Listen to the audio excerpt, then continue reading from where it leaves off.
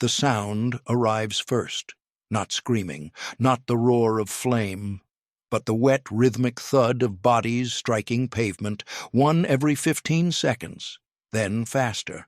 On the afternoon of March 25, 1911, in the heart of Manhattan's Greenwich Village, pedestrians on Green Street and Washington Place look upward to see young women hanging from ninth-floor windows of the Ash Building, their hair and clothing already burning.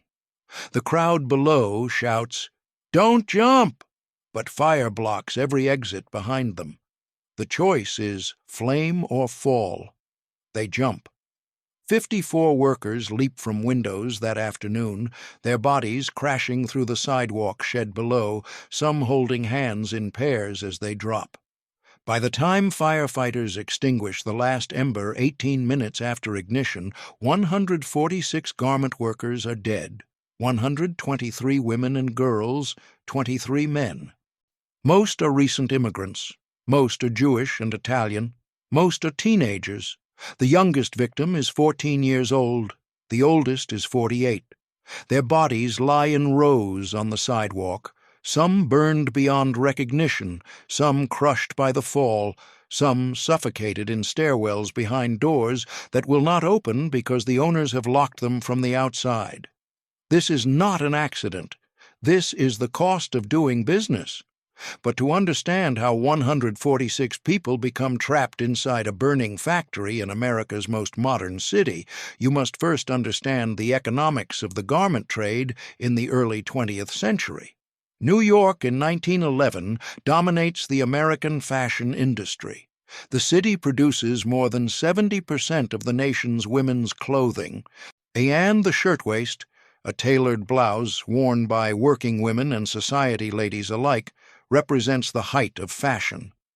Demand is enormous. Profit margins are thin. Competition is vicious. Factory owners cut costs wherever possible, and labor is the largest expense. The Triangle Shirtwaist Company, owned by Max Blank and Isaac Harris, operates on the 8th, 9th, and 10th floors of the Ash Building, a structure advertised as fireproof when it opens in 1901. The building's frame is steel, the floors are concrete, but everything inside, fabric, tissue paper patterns, wooden tables, hanging garments, burns. Triangle employs approximately 500 workers, mostly immigrant women and girls, who speak little English. They work 9-hour shifts on weekdays, 7 hours on Saturdays. They earn between $7 and $12 per week. They are charged for needles, for thread, for mistakes. If they arrive 5 minutes late, they lose half a day's pay.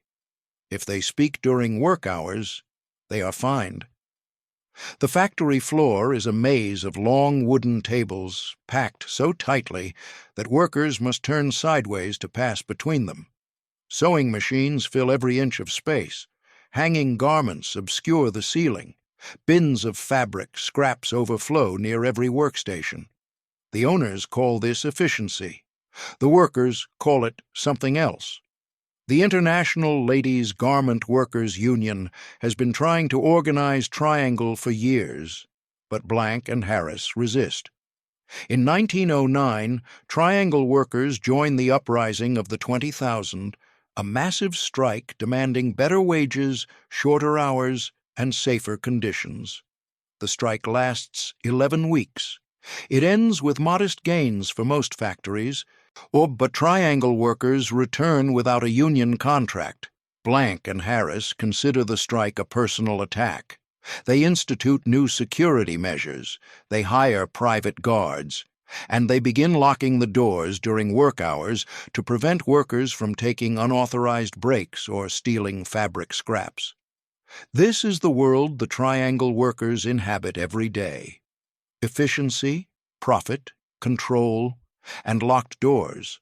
The Triangle factory operates as a high-speed assembly line where hundreds of young women transform bolts of fabric into finished garments under constant time pressure. Each worker performs a single repetitive task: cutting, sewing, pressing, finishing. The work is piecework, meaning wages depend on output. The faster you work, the more you earn. This creates constant pressure to increase speed, to skip breaks, to ignore safety. The factory floor is illuminated by gas lamps and electric bulbs, but natural light is scarce. The air is thick with fabric dust and the smell of machine oil. Sewing machines line the long tables in tight rows, so close that workers' elbows nearly touch. Above their heads, finished shirtwaists hang on lines strung across the room, creating a false ceiling that blocks ventilation and hides the sprinkler heads. Except there are no sprinkler heads. The ash building has no sprinkler system. It has no fire alarms. It has only 3 exits, 2 staircases and 1 fire escape. The fire escape is narrow, poorly constructed, and ends in an interior courtyard, not the street. During fire drills, which are never conducted, this fire escape would funnel workers into a dead end. But there are no fire drills. The building's steel frame and concrete floors meet the 1901 definition of fireproof construction, which means the structure itself will not collapse during a fire. But fireproof does not mean the contents cannot burn, and the contents of the Triangle factory are supremely combustible. Every table is piled with cotton and linen fabric. Every corner holds bins of scrap material. Tissue paper patterns hang from the walls. Wooden crates of finished garments wait near the elevators, and beneath the cutting tables on the 8th floor, months of accumulated fabric scraps lie in heaps, never cleared away because cleaning costs money and time. The cutting tables also hold 5-gallon cans of machine oil, stored openly, despite the obvious fire risk. The combination is perfect. All that is required is a spark. This is the dangerous system in which 500 human beings labor 6 days per week, surrounded by fuel, locked inside, with no clear path to safety. But the most invisible danger is not the locked doors, or the fabric scraps, or the lack of fire suppression equipment. The most invisible danger is the culture of indifference, the normalized acceptance of risk, the belief that workers are expendable and safety costs too much. The Triangle owners have ignored multiple warnings. In 1909, during the uprising of the 20,000 strike, workers explicitly demand safer conditions, better fire exits, unlocked doors. Management refuses. In early 1911, just weeks before the fire department conducts an inspection of the ash building. Inspectors note inadequate exits and recommend improvements. No enforcement action is taken. The city's building codes are vague, enforcement is weak, and factory owners face little consequence for violations. Blank and Harris have operated garment factories for years, and they understand the economics. Installing sprinklers costs money. Conducting fire drills interrupts production. Unlocked doors mean workers might steal fabric or take unauthorized breaks. The financial calculation is simple. The cost of safety exceeds the cost of risk. This is not speculation. This is policy. Max Blank later admits under oath that doors were locked to prevent theft, though he denies knowing they were locked at the time of the fire. Workers tell a different story. They describe testing doors during work hours and finding them locked. They describe asking supervisors to unlock doors and being refused. They describe feeling trapped, knowing that if something went wrong, they would have nowhere to go. And on the afternoon of March 25, 1911, something goes wrong. At approximately 4:40 p.m., just minutes before the Saturday closing time, a fire starts on the 8th floor. The exact cause is never definitively determined, but Fire Marshal William Beers concludes that a lighted match or cigarette was likely dropped into a scrap bin beneath one of the cutting tables. Beneath that bin sit cans of machine oil. The fire ignites immediately. Within seconds, flames race across the surface of the bin and up the hanging patterns on the wall. Within minutes, the entire 8th floor is burning. The Triangle Fire is not the first garment factory fire in New York. It is not even the first deadly garment factory fire that year.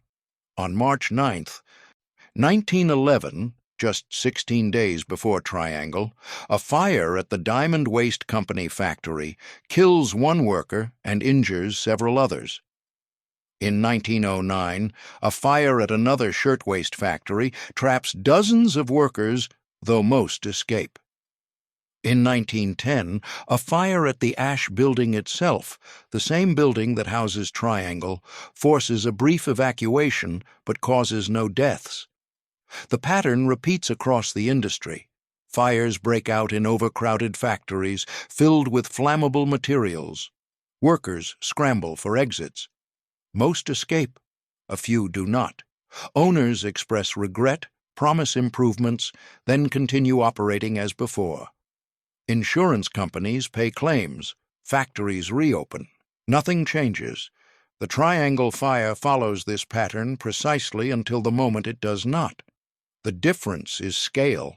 The difference is that this time, the exits are not just inadequate, they are locked. The difference is that this time, 146 people cannot get out. But the conditions that create the Triangle Fire are not unique to Triangle. They are systemic. They exist in hundreds of garment factories across New York. The same locked doors, the same overcrowded floors, the same bins of fabric scraps, the same absent sprinklers, the same lax enforcement. The only variable is whether a spark finds fuel on a day when workers cannot escape. At Triangle, on March 25, 1911, the spark finds fuel, and the workers cannot escape. The Triangle factory sits in the heart of Manhattan's garment district, but it is also embedded in the residential fabric of Greenwich Village. The Ash Building stands at the corner of Green Street and Washington Place, surrounded by apartment buildings, shops, and tenements. Families live within sight of the factory windows. Children play in the streets below. On any given Saturday afternoon, Washington Square Park, just 2 blocks south, fills with workers and residents enjoying their only day of partial rest. This proximity means that when the fire starts, the community witnesses everything. Mothers recognize their daughters hanging from windows. Neighbors see co-workers falling. The fire does not happen in isolation, far from public view. It happens in full sight of hundreds of onlookers who are powerless to help. The community around Triangle also depends on the factory economically. Many Triangle workers live within walking distance of the building. Their wages, meager as they are, support families. Rent depends on that income. Food depends on that income. The Triangle factory is not just a workplace, it is an economic anchor for immigrant communities struggling to gain a foothold in America. This creates a terrible dependency. Workers know the conditions are dangerous, but they need the wages. Families know their daughters work in unsafe buildings, but they need the income. The economic pressure forces workers to accept risks they would otherwise refuse. And the factory owners understand this. They know workers have few alternatives, limited bargaining power, and little political influence. They know they can enforce conditions that American-born workers would not tolerate. This is the reality of immigrant labor in 1911. Necessity outweighs safety, survival outweighs protest, and so the doors stay locked. On the afternoon of March 25, 1911, at approximately 4:40 p.m., the workday is nearly over. In 7 minutes the closing bell will ring and workers will line up for the security inspection they must undergo before leaving, supervisors checking their purses and bags for stolen fabric. But the bell never rings. On the 8th floor, someone near cutting table number 2 smells smoke. A small flame flickers in a scrap bin beneath the table. A cutter grabs a bucket of water and throws it on the fire. The water has no effect. The flames spread to the tissue paper patterns hanging on the wall. Within seconds, the fire reaches the ceiling where hanging shirtwaists catch and burn. Workers scream. Some run for the stairwells, some freeze. The fire spreads with terrifying speed, accelerated by the fabric dust in the air, by the oil-soaked wood of the tables, by the tightly packed inventory that turns the open floor into a maze of fuel. On the 8th floor, most workers manage to reach the exits before fire blocks their path. They pour into the stairwells, shoving, stumbling, descending through smoke. Some take the freight elevators. Some crowd the narrow fire escape. Within 3 minutes, most of the 8th floor workers have evacuated. But the fire does not stop. Heat and smoke rise through the building's open stairwells and elevator shafts, which act as chimneys, channeling flames upward. The 9th floor, where most of the sewing machine operators work, has no warning. There is no fire alarm. There is no telephone connection between floors. The first indication of disaster is smoke seeping through the floorboards, followed by flames erupting from the stairwell. Workers on the 9th floor rush toward the exits. The door to the Washington Place stairwell, the main exit, is locked. Not jammed, locked. Workers pound on it, pull the handle, scream for help. It does not open. They turn toward the Green Street stairwell. That door opens inward, and the crush of panicked workers makes it impossible to pull open. A few manage to force their way through. Most cannot. They turn toward the elevators. The elevator operators, Joseph Zito and Gaspar Mortillalo, make trip after trip, cramming 25 to 30 people into cars designed for 12, ignoring the weight limits, descending and returning as fast as the machinery allows. Zito makes 4 trips. Mortillalo makes 3. On their final trips, the elevator shafts are so filled with falling bodies and debris that the operators cannot return. The cables are damaged. The cars cannot rise. The workers still trapped on the 9th floor now face only 2 options: the fire escape or the windows. The fire escape is a disaster. Narrow, poorly anchored, and terminating in an interior courtyard rather than the street, it was never designed to handle the weight of hundreds of panicked workers. As workers pour onto the iron grating, their combined weight warps the metal. The ladder rungs are spaced too far apart. The structure sways, and then, halfway down, the fire escape detaches from the building. The entire apparatus collapses, spilling workers into the courtyard 60 feet below. Most of those who attempt the fire escape die from the fall or are crushed by others falling on top of them. Inside the 9th floor, those who cannot reach the collapsed fire escape or the blocked stairwells make the final calculation. Behind them, fire. Before them, windows overlooking Green Street and Washington Place. 9 stories up. No nets below, no rescue possible. They choose the windows. Witnesses on the street describe the horror in precise detail. Workers appear in windows, hair and clothing burning. Some hesitate, looking down, calculating the distance, understanding what comes next. Some jump immediately. Some jump in pairs, holding hands. One girl throws her pay packet out the window, a week's wages, before jumping herself. Another removes her hat, straightens her clothing, and steps carefully onto the window ledge before dropping. The bodies fall at a rate of 1 every 15 seconds, then faster. They crash through the sidewalk shed erected by firefighters. They dent the pavement. They hit so hard that the impact breaks open the hydrant beneath the sidewalk. Firefighters arrive within minutes, but their ladders reach only to the 6th floor. Their nets are useless. Bodies falling from 9 stories shred the nets on impact. The firefighters stand helpless, watching, unable to do anything but collect the bodies as they fall. The fire burns for 18 minutes.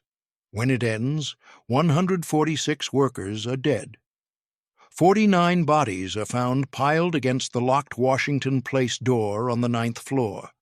19 bodies are found in the elevator shafts, having jumped or fallen trying to escape. 54 are found on the sidewalk, having leapt from windows. The rest are burned beyond recognition, their remains identified later by jewelry, by dental work, by the process of elimination. But the destruction does not end with the building. It radiates outward through families, through neighborhoods, through an entire community that depended on those workers. In the days following the fire, families gather at the 26th Street Pier, where bodies are laid out in wooden coffins for identification. Some families identify their daughters by a piece of jewelry. Some identify them by a scrap of clothing. Some cannot identify them at all. 7 victims are so badly burned that no family ever claims them. They are buried together in a common grave in Brooklyn's cemetery of the Evergreens, their marker reading simply unidentified. The immigrant communities of the Lower East Side and Greenwich Village are devastated. Entire families lose their primary wage earners. Children lose mothers. Parents lose daughters.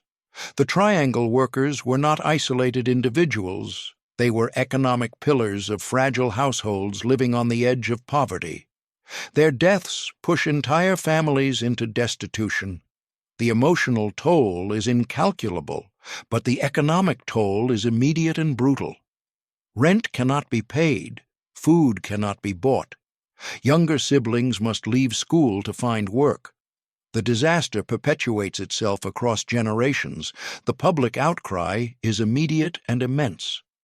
On April 5, 1911, more than 120,000 people march in a funeral procession through the streets of Manhattan, following the horse-drawn hearses carrying the unidentified dead. Another 400,000 line the streets to watch. It is one of the largest public demonstrations in New York history. The grief is real. The anger is real, but the justice is not. On April 11th, a grand jury indicts Isaac Harris and Max Blank on 7 counts of first- and second-degree manslaughter. The charges focus on one specific allegation that the owners knew the Washington Place door on the 9th floor was locked at the time of the fire. The trial begins on December 4, 1911, and lasts 23 days. The prosecution presents more than 100 witnesses, including survivors who testify that the door was locked, that they pounded on it, that they could not escape. The defense argues that the owners did not know the door was locked, that supervisors may have locked it without permission, that the defendants cannot be held responsible for actions they did not personally authorize. On December 27, 1911, after less than 2 hours of deliberation, the jury acquits Blanc and Harris of all charges. The verdict stuns survivors and reformers. The legal reasoning is clear. The prosecution cannot prove beyond a reasonable doubt that the owners personally knew the door was locked at the specific moment the fire started. But the moral reasoning is obscene. The doors were locked because the owners ordered them locked. The lack of fire escapes, the absence of sprinklers, the overcrowded floors, the flammable conditions, all of these decisions trace directly to Blanc and Harris, yet they walk free. Blanc and Harris later settle a civil suit brought by the families of the victims, paying $75 per death. Their insurance companies pay them a settlement of nearly $445 per worker killed, a net profit from the fire. In 1913, 2 years after the fire, Max Blank is arrested again for locking factory doors during work hours in a new building. He is fined $20. What message could the community receive from all this, but what message had been received before? But why does it keep happening? Why do factory owners repeatedly choose profit over safety, even after disasters prove the cost? The answer lies in the economics of industrial capitalism in the early 20th century. Competition in the garment industry is ruthless. Profit margins are thin. Manufacturers compete on price, and the easiest way to reduce price is to cut labor costs and avoid safety expenses. Installing sprinklers costs money. Conducting fire drills reduces productivity. Unlocking doors increases the risk of theft. Each safety measure reduces profit margin, and in a competitive market, the manufacturer with the lowest costs wins the contracts. This creates a race to the bottom. Factories that invest in safety must charge higher prices, making them less competitive. Factories that ignore safety can underbid them. Over time, the market rewards negligence and punishes responsibility. The triangle owners are not unique villains. They are rational actors operating within a system that incentivizes Wei Xin. The deeper problem is the absence of regulation. In 1911, New York has minimal factory safety laws, and those that exist are weakly enforced. Building codes are vague, inspections are rare, penalties for violations are trivial. Factory owners face almost no legal consequence for unsafe conditions unless those conditions result in death. And even then, as the triangle trial demonstrates, prosecution is difficult and conviction is rare. Without external pressure, without regulation, without enforcement, owners will always choose profit. This is not a moral judgment, it is an economic reality. The triangle fire does not happen because Blank and Harris are uniquely evil. It happens because the system allows it, encourages it, rewards it. If you want me to make sure the subscribe reminder or comment prompts appear here, tell me now. Otherwise, we continue toward legacy. The legacy of the triangle fire is complex. In the immediate aftermath, public outrage forces political action. New York establishes the Factory Investigating Commission, led by State Senator Robert Wagner and Assemblyman Al Smith. Over the next 4 years, the commission inspects hundreds of factories, hears testimony from workers and owners, and drafts comprehensive reform legislation. Between 1911 and 1914, New York enacts more than 30 new labor laws. These laws require sprinkler systems in factories, mandate unlocked exits during work hours, limit the number of workers per floor, establish fire drills, and create enforcement mechanisms with real penalties. The Sullivan-Hoey Fire Prevention Law, passed in October 1911, creates the Bureau of Fire Prevention within the New York City Fire Department, giving inspectors the authority to enforce safety codes. These reforms represent the most significant expansion of worker protection in American history to that point. They become a model for other states and eventually influence federal labor law. The Triangle Fire also energizes the labor movement. The International Ladies Garment Workers Union grows rapidly after 1911, organizing thousands of garment workers who demand safer conditions and collective bargaining rights. The fire demonstrates, in the most brutal way possible, that workers cannot rely on the goodwill of employers.